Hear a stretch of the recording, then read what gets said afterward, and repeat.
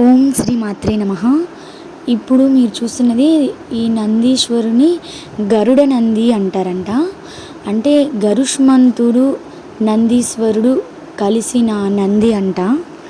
ఈ దక్షిణ భారతదేశం మొత్తంలో ఇటువంటి నందీశ్వరుడు ఎక్కడా లేదంట. ఇదే మొట్టమొదటి గరుడ నంది అంట. అక్కడ పంతులు గారు చెప్పారు. రెక్కలు ఉన్నాయి, చూసారు కదా మీరు, అవి రెక్కలు. ఇదిగోండి ఇక్కడ ఉన్నవి రెక్కలవి. శివలింగం కూడా బ్రహ్మసూత్రం ఉన్న శివలింగము. బ్రహ్మసూత్రం పెట్టించారంట స్వామికి. బ్రహ్మసూత్రం గల శివలింగాలు చాలా అరుదుగా ఉంటాయి. స్వామికి బ్రహ్మసూత్రం ఉన్న శివలింగాలకి ఇలా గరుడ నంది ఉండడం చాలా ప్రత్యేకత అంట.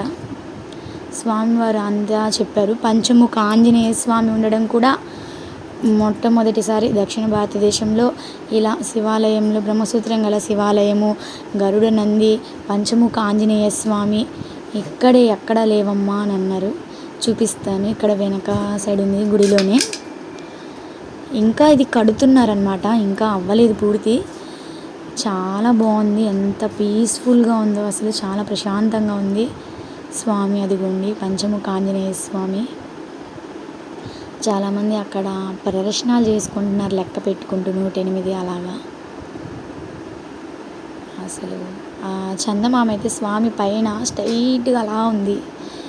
వాతావరణం చాలా చాలా బాగుంది, ప్రశాంతంగా పాజిటివ్గా. ఈరోజు ఇంకొక విశేషం ఏంటి అంటే, నాకు చాలా చాలా ఆనందంగా ఉంది ఈరోజు. ఏంటి అంటే, శనివారం నేను ప్రతి శనివారం ఇంట్లో చక్కగా స్వామికి, వెంకటేశ్వర స్వామికి పొంగల్ చేసి పిండి దీపాలు పెట్టుకుంటాను. ఈరోజు ఎందుకు అన్నం కూడా తినాలనిపించలేదు. సాయంత్రం టెంపుల్కి వెళ్ళాలనిపించింది. ఆ టెంపుల్ కూడా ఇక్కడ ఊరిలో దగ్గరలో ఉన్నది కాకుండా ఊరికి కొంచెం దూరం అనమాట. ఆ టెంపుల్కే వెళ్ళాలి అని చెప్పి కూర్చున్నా నేను. మా ఆయన అయితే నువ్వు వస్తావు, నేను వెళ్ళిపోనా అని చెప్పి అన్నాను. ఇంకా నా గోల్ తట్టుకోలేక ఒక్కదాన్ని ఎక్కడ వెళ్ళిపోతానా ఇబ్బంది అని వచ్చారనమాట. ఇంకా ఎలాగో వెళ్తున్నాం, ఇంకా పిల్లల్ని కూడా తీసుకెళ్దామని చెప్పి అందరం కలిసి వెళ్ళాము.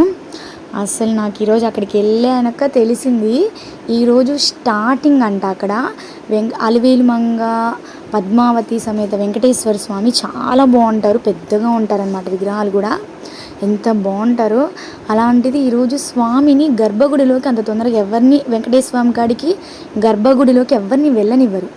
ఎందుకో మరి ఈ రోజు నుంచి 5 రోజులు ప్రత్యేకంగా, మరి ఎందుకో అది నాకు తెలియదు, స్వామిని తాకనిస్తున్నారంట.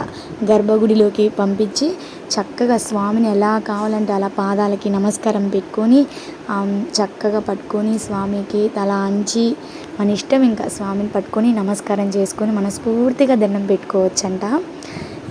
వెళ్ళాక తెలిసింది విషయం. ఇంకా నాకు ఎంత ఆనందం వేసిందో. స్వామి తీసుకెళ్ళారు, చక్కగా అనిపించింది.